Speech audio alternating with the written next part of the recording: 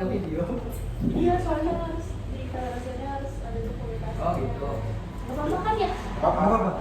Jaket playboy untuk Pakai foto juga.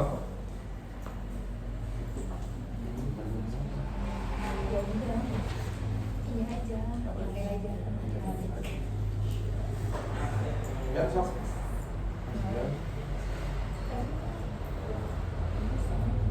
Nomor 123 ya, nanti sisanya Pak Garut.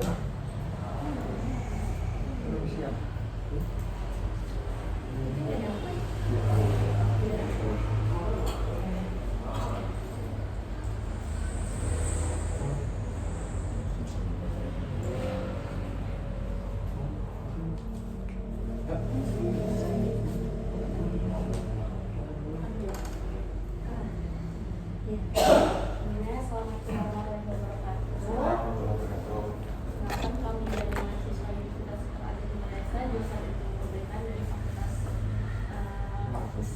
Sebelum maaf, saya mengatakan ya Pak, kita di sini wawancara terkait fenomena money politik pada pembukaan suara ulang atau PSU Pilkada Kabupaten Serang 2025 di Desa Panjabdangan, Kecamatan Ciksau.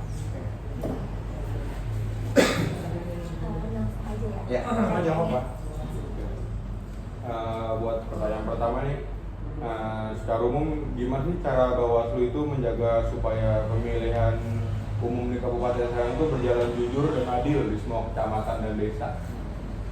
Ya, pada prinsipnya Bawaslu Kabupaten Serang dan seluruh Bawaslu Kabupaten Kota dan jajaran pengawas pemilu di Indonesia itu melaksanakan tugas pengawasan itu dibagi ke dalam 3 tugas pokok dan fungsi.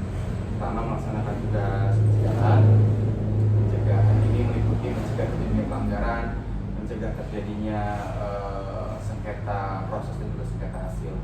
Kemudian ada tugas pengawasan, ini menyasar ke pengawasan tahapan pemilu, pilkada, mulai dari tahapan pemungutan daftar pemilih, mengawasi pencalonan, mengawasi tahapan pemungutan suaranya, penghitungannya sampai rekapitulasi akhir. Itu tugas box kedua, dan box ketiga itu melakukan penindakan. Penindakan itu ada dua bentuk.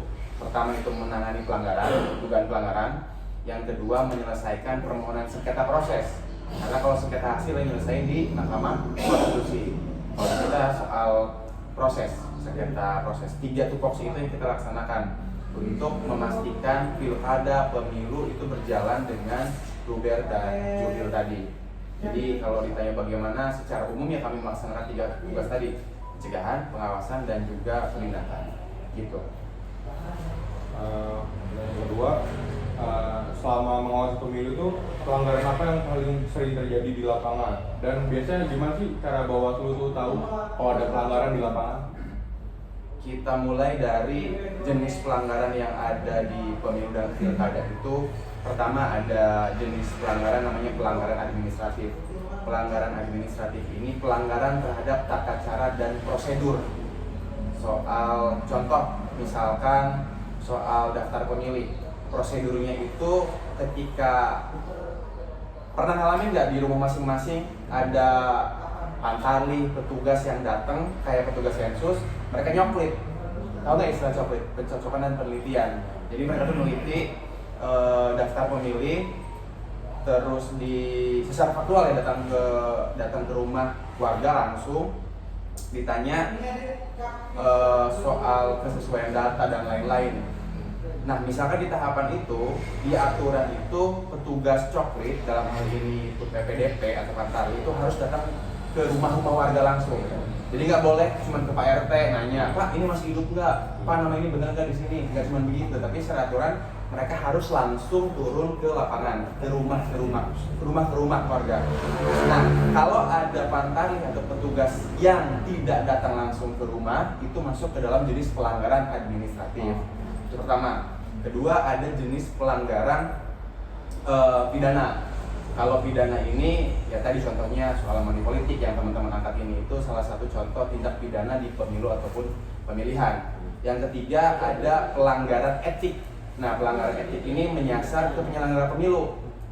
Bawaslu, KPU ini berkenaan dengan pelaksanaan profesionalitas bekerja. Kalau masyarakat menilai ada anggota KPU dan Bawaslu yang tidak profesional, bisa dilaporkan ke DKPP terkait dengan tadi ketidakprofesionalan jika ada penilaian itu dari masyarakat. Dan yang keempat, ada pelanggaran jenis pelanggaran lainnya. Contoh soal ASN, TNI, Polri yang tidak netral misalkan.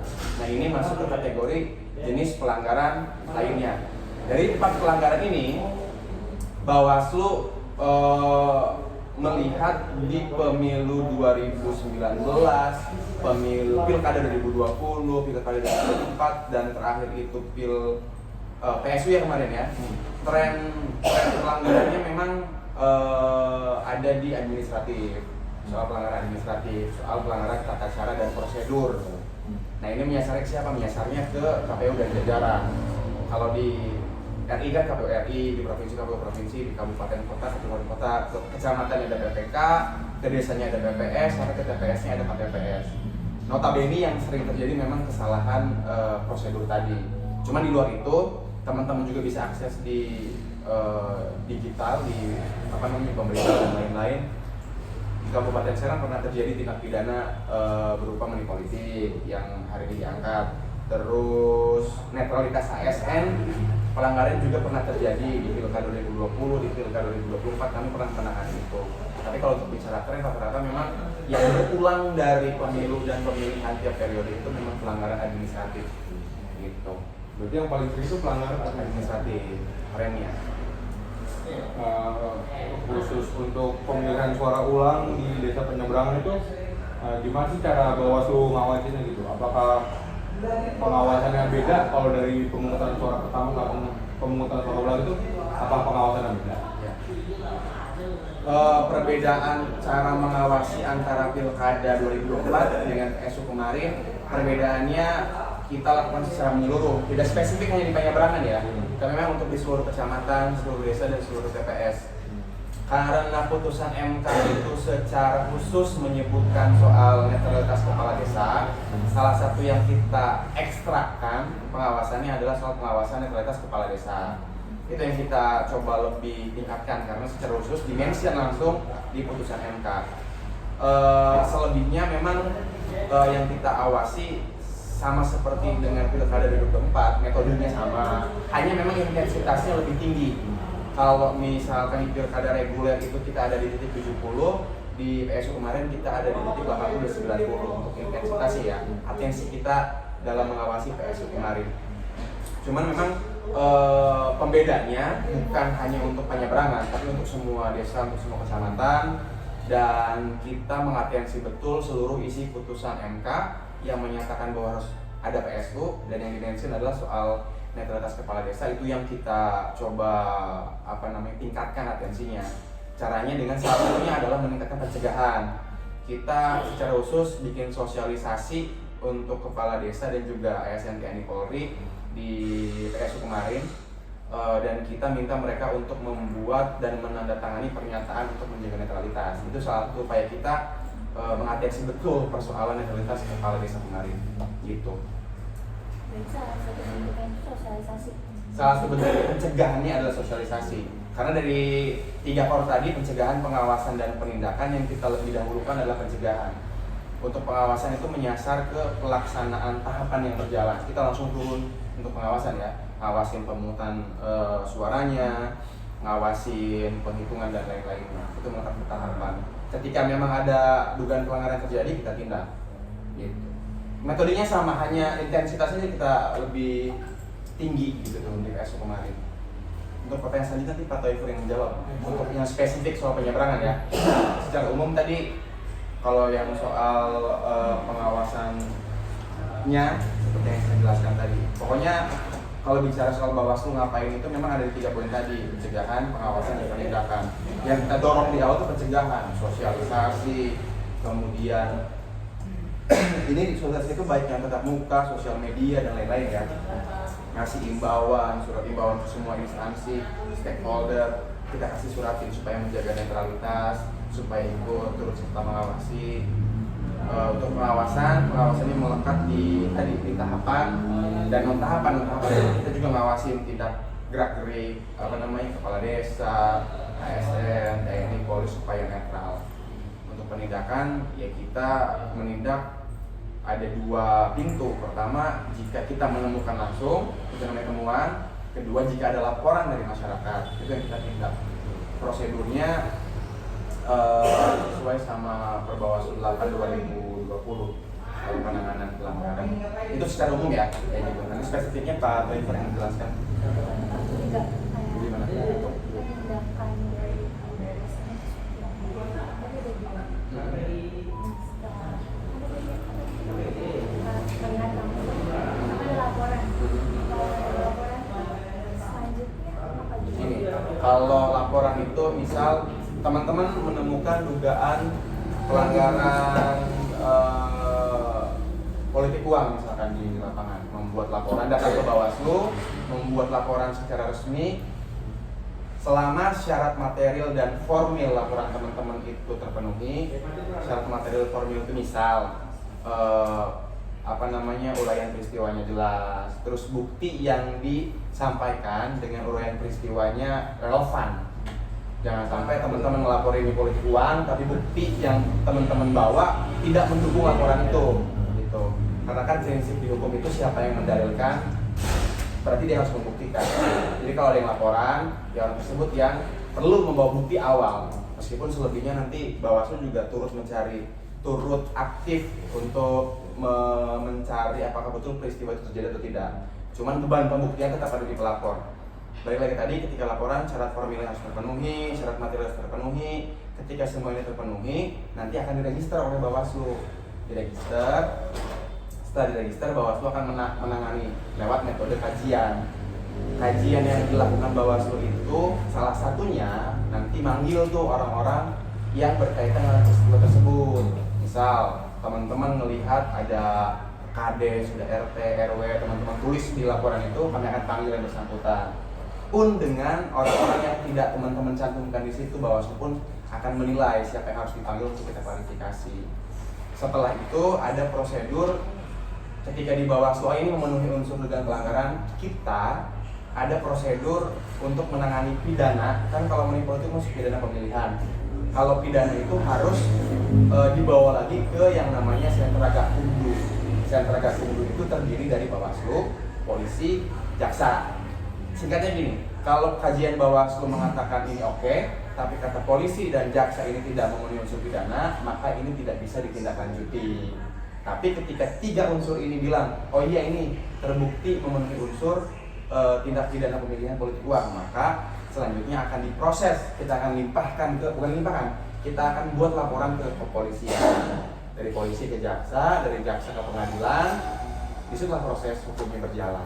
Kurang lebih singkatnya kayak gitu ya, meskipun tidak sesimpel itu kalau untuk menangani tindak pidana pemilihan, gitu kurang lebih. Selebihnya Pak Toiful mantap. Apa nih yang berangkat ya? Iya. Ini aja patokan ini. Nanti mereka nanya saya jawab aja.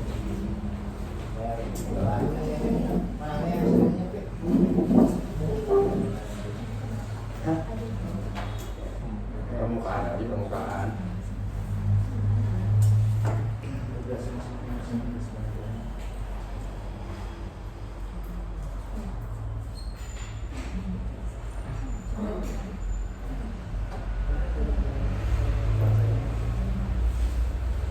Ya, untuk berikutnya ya gambar keempat terkait kelayakan asal pengawasan di penyanderaan apa dari pengembangan indikasi pelanggaran yang bersifat transaksional gitu ya. Itu maksudnya mengarahnya transaksional itu politik uang barangkali ya? Iya, betul. Atau melibatkan pembelian materi tertentu per pemilih. Nah, jadi memang itu kronologinya begini nih, di kasus di Cikesal itu indikasinya sebetulnya ada ya, kronologinya ada ya. Kita tuh dapat dari informasi awal ya, informasi awal dari pihak polisian kan, yang waktu itu bahwa ada uang. Ternyata memang polisi itu kemudian mengamankan 2 orang waktu itu ya, dengan sandal gitu kan. Bisa Amin 1 deh masalah 18-nya ya. Karena melihat pimpin polisi Polda waktu itu ya, ada apa informasi dari masyarakat bahwa akan ada yang berburuan, kemudian itu diminta gitu bersama ini. Nah memang begitu dia dari di perjalanan kurang begini dia 2 orang itu memang dia ke rumah ya, yang mana Alek ini memberikan uang tersebut kan, yang dibuat Alek datang sama polisi, itu baru sedikit kemudian polisi menyampaikan ke saya, baru kemudian kita lakukan penjemputan ya di kantor Polda waktu itu mau kesini karena memang yang pelanggaran di juga termasuk rumah. Kemudian kita klarifikasi itu hari itu juga itu dari Polda kita ke sini kan kita sama polisi kita lakukan klarifikasi. Memang waktu itu pengakuan pertama si Mahmud sana mereka mengakui bahwa ada seseorang yang diduga bersama Alek gitu kan, memberikan uang untuk keperluan ya berarti keperluan itu sebetulnya ya. Nah itu yang menerima berarti itu Mahmud sama siapa satunya Sunandar. Nanti pakai inisial aja kalau kenal inisial. yang kenal sama Alek ini Sunandar sebetulnya. Kalau Mahmud posisinya dia diajak sama si Sunandar gitu. Kemudian di situ ketemu nggak lama katanya jam sekitar sore jam 4 untuk biasa lagi pagi-pagi gitu ya. Itu pulang dari rumah Alek di mana di lihat sama polisi. Polisinya kalau nggak salah 2 orang. Dia juga kenal pakai pakaian Preman. Tadi juga dia tuh kawan kan di Polda.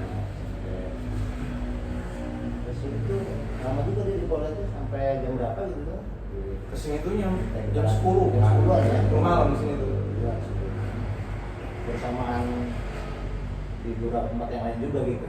Malam itu lumayan ini kita. Berapa besar banyak sampai jam berapa tuh jam 7 pagi kali ya. Ya. Kalau di Espanya perang itu kronologinya gitu. Angkatnya 2 orang yang diduga mau membeli uang atas nama Sunandar. Siapa yang mengetahui awal-awal itu ya pihak dari Polda atas laporan dari masyarakat. Nah atas kejadian itu langsung kita lakukan komunikasi karena memang bentuknya baru sebatas informasi awal itu kan kita butuh yang juga gitu ya. Karena dari awal kita lakukan tuh penelusuran informasi bentuknya gitu. Apakah betul kejadian itu sudah ada yang dibagikan tersebut? Karena memang pengakuan awal itu nggak sempat dibagikan. Ya. Pada sesar-sesar enggak ditemukan uang waktu ditangkap itu sama list nama-nama. Ada nama-nama ya Yang diduga akan diberikan uang untuk untuk memilih salah satu pasangan calon. dilakukan tuh penelusuran. Berapa tuh penelusurannya? 22 deh kalau nggak salah. 22 April. Ya, 22 April. Penelusuran. Kita kurang lebih berapa keluarga lah ya kita penelusuran di 3 kampung ya kalau salah 3 kampung masih bisa ditemukan. Dan atas informasi ini ya si apa dari keterangan awal si Alex sama Mamudu gitu untuk warga langsung memastikan gitu apakah benar bahwa warga tersebut didatangi seseorang gitu kan yang memiliki uang untuk memenuhi fasilitas tertentu.